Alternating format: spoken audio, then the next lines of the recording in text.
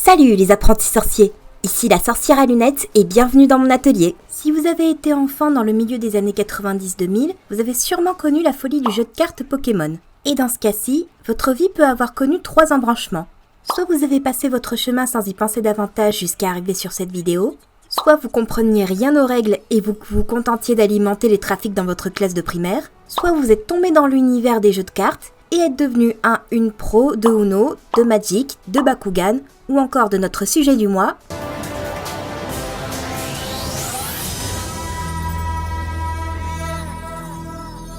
Au commencement, Yu-Gi-Oh! Était un manga écrit et dessiné par le regretté Kazuki Takahashi et prépublié dans l'indémodable Weekly Shonen Jump entre 1996 et 2004. Il sera compilé en 38 tomes par la Shueisha et édité par Kana en France.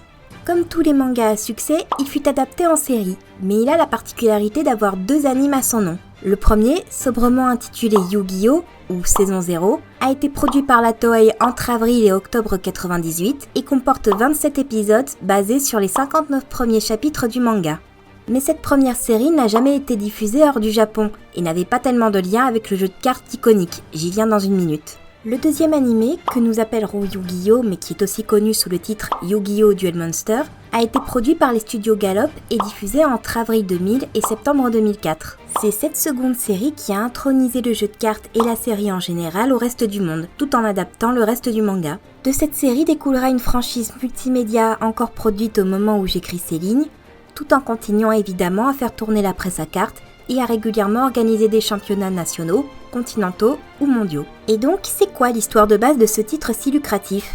Eh bien, ça parle de Yugi, un punk caché à tendance de gros soumis. Non. Bah quoi, c'est vrai. Tout le monde l'a déjà fait, cette blague. Attends, mais t'es cette dégaine, tu peux pas me dire qu'il a pas des penchants. Ne me force pas à sortir mon journal. Ok. Donc Yugi Muto est un lycéen timide et renfermé qui se retrouve en possession du puzzle du Millennium, un artefact égyptien ancien, incomplet depuis des millénaires. Yugi réussit à le reconstituer et libère sans le savoir Yami, l'esprit d'un ancien pharaon enfermé dans le puzzle, spécialiste de tous les types de jeux et maître du jeu des ténèbres, ou Yami no Game en japonais. Le genre où si tu perds ou triches, tu te fais torturer psychologiquement pour tes péchés. T'es sûr que c'est juste psychologique là ? Je t'avoue que j'ai mes doutes. Yami est amnésique et cherche à récupérer ses souvenirs car lui seul a les connaissances nécessaires pour vaincre les forces maléfiques qui ont déjà tenté de tout détruire il y a 3000 ans et veulent recommencer à notre époque. Yugi et ses amis iront donc d'aventure en aventure pour protéger le monde et résoudre les mystères du passé. Et comme tout bon Neketsu toyetique qui se respecte, il va falloir vaincre des tas de personnages secondaires et d'antagonistes grâce aux 2 armes les plus puissantes de l'univers, le pouvoir de l'amitié et l'âme des cartes. Bah quoi, c'est pas plus débile qu'un dragon et un phénix dans une toupie ? D'ailleurs, c'est assez marrant de voir que les cartes ne prennent d'importance que vers le milieu de la saison 0, qui est d'ailleurs expédiée dans les tout premiers épisodes de Duel Monster. À la base, il y avait vraiment de tout. Lancer de dés, jeu du silence, puzzle les yeux bandés, donjons et dragons, laser tag, il y avait même des Tamagotchi. On sent bien l'influence des frères Darby de Stardust Crusader. Mais il faut reconnaître que ça fait tout de même beaucoup de concepts à comprendre ou modifier histoire d'éviter les droits d'auteur. Et la formule était déjà bien assez répétitive comme ça. Avec un jeu principal aux règles bien établies, on peut se concentrer sur d'autres aspects de la narration ou du merchandising. Faut juste accepter que ce monde fonctionne comme dans No Game No Life, tout y est régi par un jeu de cartes. Ce qui est quand même beaucoup plus facile à prendre au sérieux que ce que la censure nous a servi pendant tout ce temps. Ouais, l'animé a été diffusé à une époque où la culture japonaise n'était pas aussi populaire qu'aujourd'hui. Donc, bien évidemment, les costards cravates de 4Kids ont mis leur grain de sable habituel. Suppression de toute mention de la mort ou de violence directe dans l'animé ou les cartes, effacement des armes à feu, ce qui fait qu'on a l'impression que les persos se font pointer du doigt à mort, dissimulation maximum de tout signe religieux, pas de kanji pour que les petits occidentaux n'apprennent pas qu'il existe d'autres cultures, remplacement des musiques originales par un truc plus Hollywood, on rhabille les personnages considérés comme trop dénudés, on occidentalise les noms au maximum, et on fait du remplissage avec des blagues débiles ou des traductions stupides. Ce pouvoir ancestral ne t'appartiendra jamais, Marek. Dis-lui, mon ami, il n'est pas question de le laisser s'approprier ton pouvoir. C'est ce que je viens de lui dire. D'accord. Ouais, les années 2000, c'était vraiment une période sombre pour être fan d'animé. Ça n'a pas empêché la franchise d'obtenir le succès, la réputation et l'héritage que nous lui connaissons. Malgré ce constat encourageant, perso, je trouve que la tournure prise par la série ne correspond pas vraiment au potentiel qu'avait la promesse de Takahashi. Alors, j'ai envie de retravailler 3 personnages de Yu-Gi-Oh! Selon la fameuse triade des Neketsu, le héros, le rival et l'antagoniste. À nos marques, prêts, dessinons!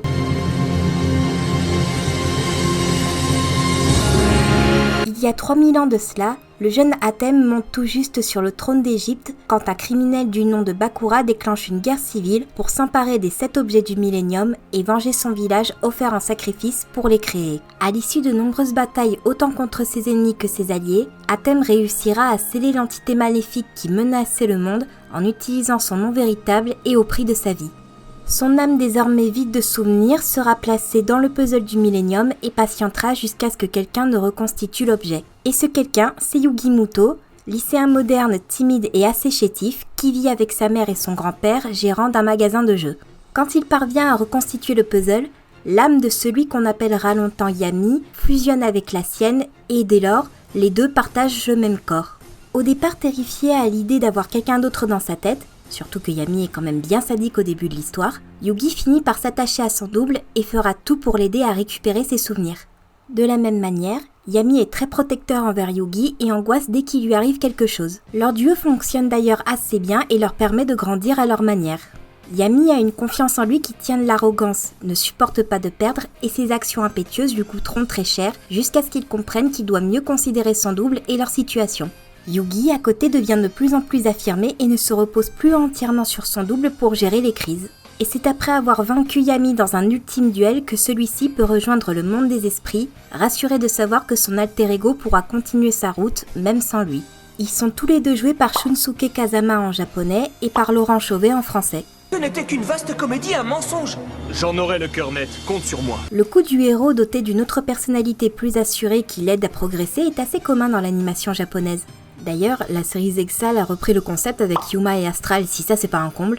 Et Yugi et Yami brillent par leur complicité très équilibrée et touchante. On va voir si j'arrive à faire au moins aussi bien.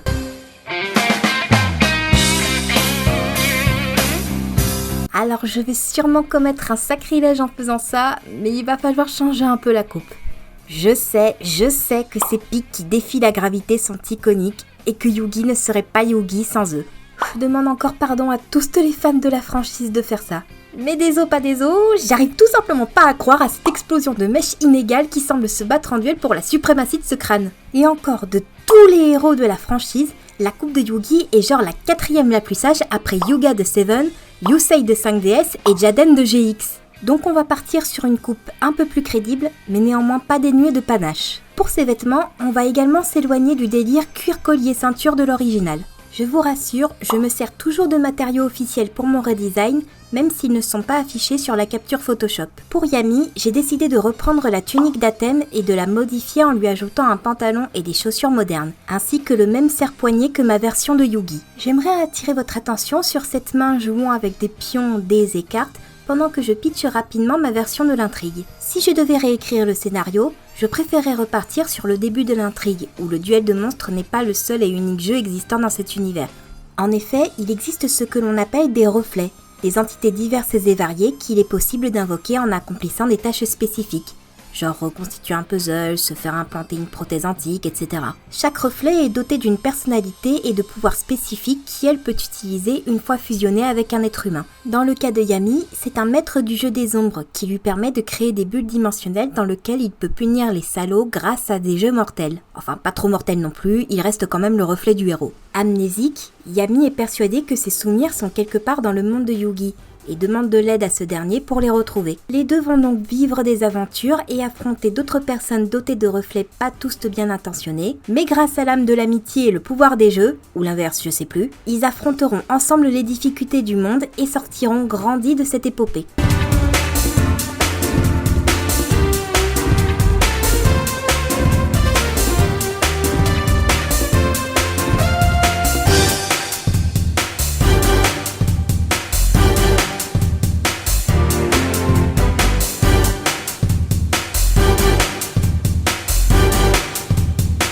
Seto Kaiba, plus communément appelé Kaiba, est un camarade de classe de Yugi et compagnie.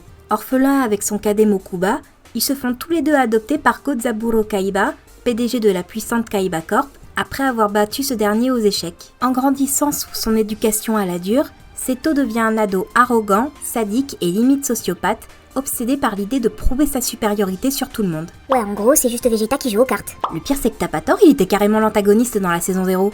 Après avoir dégagé son paternel du poste de PDG, c'est lui qui popularisera le jeu de monstres tel qu'on peut le voir dans la série, dont les plateaux holographiques puis les disques de duel pour bien voir les monstres se maraver la face. Il défiera Yugi à plusieurs reprises et perdra presque tous leurs duels, mais sauvera son orgueil blessé à chaque fois. Il deviendra alors un personnage plus secondaire mais néanmoins important dans l'intrigue, déterminé à sauvegarder son entreprise et à protéger son petit frère coûte que coûte. Il est révélé qu'il est la réincarnation de l'un des 6 prêtres qui protégeaient le pharaon Athème il y a 3000 ans et que le dragon blanc aux yeux bleus, sa carte fétiche, est celle de l'amante du prêtre. Il est joué par Kenjiro Tsuda en japonais et par Nessin Geta en français. Mais de toute évidence, ton frère a autant de chances de décrocher une victoire que ta compagnie d'avoir un jour du succès. On ne peut pas vraiment dire que Kaiba brille par son originalité en tant que rival. Il suit la route Vegeta de l'antagoniste qui se range dans le camp des héros au fil de l'intrigue, tout en conservant ses défauts et son besoin de vaincre le personnage principal. Ça fonctionne, surtout pour une histoire aussi codifiée que peut l'être un Neketsu, mais je pense qu'on peut changer 2-3 aspects de sa caractérisation.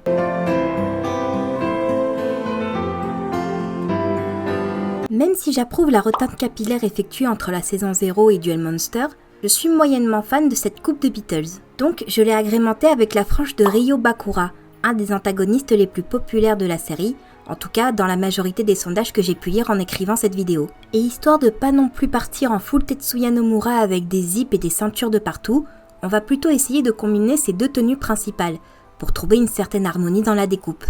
Mais je vais quand même garder sa carte portée en médaillon, c'est le genre de détail qui en dit long sur un personnage. Quant à la mallette et au téléphone dans ses mains, eh bien c'est parce que ma version de Seto Kaiba est du genre à partir très souvent en voyage pour trouver de nouvelles sources de profit, directes ou indirectes, pour sa société. Sa mallette peut contenir différents documents plus ou moins compromettants pour ses ennemis, et toutes les données nécessaires à la situation sont stockées sur son téléphone, entre autres.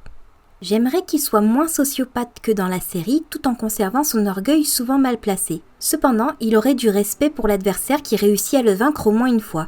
Et bien évidemment, il resterait aussi protecteur de son frère cadet. Lui aussi aurait un reflet sous la forme de son monstre fétiche, le dragon blanc aux yeux bleus, qu'il peut invoquer grâce à la carte qu'il a autour du cou. Mais son cartésianisme et son pragmatisme l'empêcheraient de développer le potentiel de la créature à son maximum.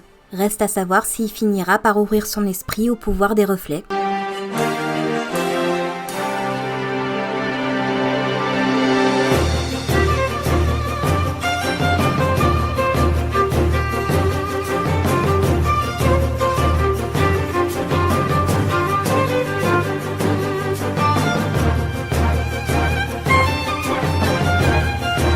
Pegasus J. Crawford, ou Maximilien Pegasus dans la version 4Kids, est l'antagoniste de l'arc du royaume des duellistes, c'est-à-dire le 4e arc du manga et le premier arc de l'anime de 2002. PDG de Illusion Industrielle, il est considéré comme le créateur du jeu de cartes Duel de monstres et désire s'emparer de la Kaiba Corp pour étendre davantage son influence malgré l'opposition de Seto. Dans sa jeunesse, il était un jeune peintre heureux comme pas deux avec sa compagne et muse Cecilia, mais cette dernière meurt d'une maladie avant qu'il n'ait pu se marier. Désespéré, Pegasus plongera de plus en plus profondément dans les pratiques occultes, espérant soulager sa douleur. Jusqu'au jour où, au cours d'un voyage en Égypte, il se fera implanter de force, ouch, l'œil du millénium, un des 7 artefacts créés pour enfermer les entités maléfiques il y a 3000 ans. L'œil lui permettant de voir Cecilia sans la toucher, Pegasus se jura de trouver un moyen de la ramener complètement. Pour cela, il recrée le jeu des ténèbres sous la forme du jeu de cartes que nous connaissons, pour assurer son capital tout en cherchant les autres objets du millénium. Il volera donc l'âme du grand-père de Yugi pour pousser ce dernier et ses amis à participer à son tournoi de duel de monstres, en attendant de pouvoir s'emparer du puzzle. Parce que oui, l'œil du millénium a des pouvoirs pas très ragoûtants, dont la télépathie, voir des gens qui sont morts, voir les cartes des adversaires, voler les âmes, déclencher un jeu des ténèbres, créer des illusions et lire l'âme des autres ou des cartes. Pegasus finira néanmoins par échouer et devra libérer les âmes qu'il avait emprisonnées jusqu'ici. Puis il se fera attaquer par Yami Bakura et perdra son œil. Ouch! C'est là qu'il meurt dans le manga, mais il survit dans l'anime, devient un allié de Yugi et fait des apparitions régulières dans les séries suivantes. Il est joué par Jiro J. Takasugi en japonais et par Arnaud Léonard en français. J'ai entendu des choses très intéressantes à ton sujet, mon cher Yugi. Pegasus n'est sûrement pas l'antagoniste le plus machiavélique de l'anime, Marik, Dartz et Bakura sont considérés comme plus malfaisants et iconiques que lui. Mais il reste le premier véritable méchant que nos héros affrontent et il montre qu'il y a plus dans cette affaire qu'un simple caprice de gosse de riche obsessionnel. Donc on va conclure cette triade avec lui.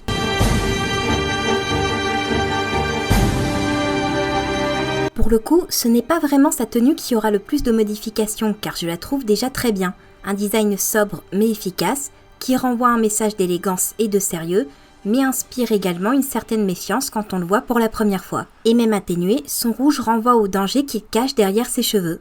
Cheveux qui, je m'en suis rendu compte assez tard, renvoient à la coiffe cérémonielle des pharaons, un indice de plus sur les origines du jeu des ombres. Et pourtant, je ne peux pas m'empêcher de trouver le tout beaucoup trop light par rapport au désespoir qui anime le personnage. C'est donc ce détail qui sera modifié par mes soins. J'ai envie de lui donner une coupe asymétrique qui permet de suggérer sa nature traître et instable à différents degrés. Bien évidemment, il cache son œil du millénium sous sa mèche et ne le révèle qu'à moitié aux moments les plus dramatiques. Dans ma réécriture, Pegasus chercherait effectivement les objets du millénium pour ressusciter Cecilia sous la forme d'un reflet. Pour cela, en plus de son empire du jeu de cartes, il se fait également passer pour un philanthrope dévoué au bien-être de l'humanité. Ainsi, il s'assure une image publique impeccable tout en récoltant les informations nécessaires sur les objets et en commettant toutes les exactions qu'il faut pour ramener sa Cecilia. Il a un certain sens de l'honneur car il respecte toujours ses engagements, même quand il n'arrive pas à les retourner à son avantage. Mais nourri par son désespoir et sa folie grandissante, il ira jusqu'en enfer pour Cecilia et entraînera le reste du monde avec lui s'il le faut.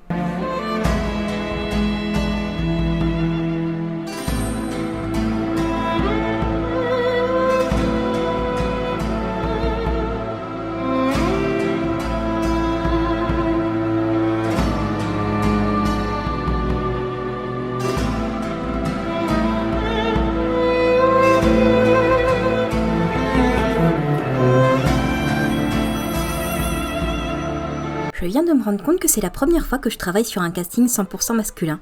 Comme quoi, je peux me surprendre moi-même. Même s'il y a eu une petite compétition avec la franchise Pokémon dans les années 2000, Yu-Gi-Oh n'a pas à rougir de l'héritage qu'elle a engendré depuis la fin du manga et de la première série. On compte un anime spin-off qui n'a pas été diffusé au Japon à ce jour, 4 films d'animation, un manga spin-off, 8 séries dérivées, plus de 50 jeux vidéo sortis depuis 98 sur toutes les consoles de chaque époque, PC compris, une série abrégée anglaise par Little Kuribo. Non Dara, 2 vrais monstres. En fait, c'est juste un système holographique que j'ai payé très très cher pour qu'on puisse s'amuser à ce jeu de cartes pour enfants. Ok, sérieusement, tu dois te foutre de ma putain de gueule qui dépense son argent pour des trucs comme ça. Celui qui va te botter ton petit cul de pharaon avec 3 dragons blancs aux yeux bleus. Voilà qui c'est. Ah, Exodia, c'est impossible. Personne n'a pu l'appeler avant. Sérieux, parce que c'est une carte rare? Non, c'est parce que ce jeu n'a pas de sens et que personne n'a pu comprendre ses règles. Personne à part moi. Et toujours plus de nouveaux decks, concepts et règles pour le jeu de cartes. Pour une série toyetique des années 2000, c'est plus qu'honorable. Néanmoins, je trouve que ça dessert pas mal le parti pris dans les premiers chapitres, avant que les cartes ne prennent autant d'importance. Le début de l'histoire était angoissant et tenait presque de l'anthologie horrifique avec ses chara-design exagérés et ses tranches collector qui vont jusqu'à la mort. C'était quelque chose qu'on voyait pas tous les jours dans le Jump et je pense que ça lui a permis de se démarquer après la fin de Dragon Ball à peine un an plus tôt. Mais je suppose qu'au bout d'un moment, il faut savoir faire des compromis entre aspirations artistiques et impératifs commerciaux / de diffusion. Et puis la seconde série a eu son lot de moments sérieux qui ont fait tirer la larmichette à plusieurs spectatrices. C'est juste dommage que 4Kids ne l'ait jamais compris et a changé une série avec un sacré potentiel dramatique en un bidon de lessive plus aseptisé qu'une salle d'opération. Honnêtement, les gens qui se plaignent des VF qui sortent aujourd'hui, estimez-vous heureux d'avoir des traductions qui respectent la culture japonaise et ne tentent pas de minimiser le sérieux de l'intrigue. Enfin, maintenant Yu-Gi-Oh est une marque connue et reconnue qui continue d'engendrer des histoires et des tournois à travers le monde. On ne peut qu'espérer que, de là où il est, Kazuki Takahashi continue de veiller sur son œuvre et ses fans.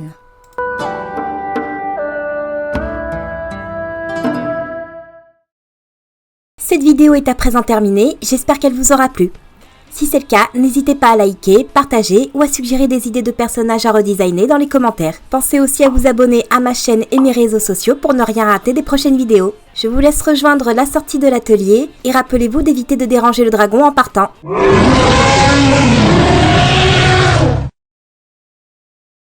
auteur. Run for your life! 誘って世界を見た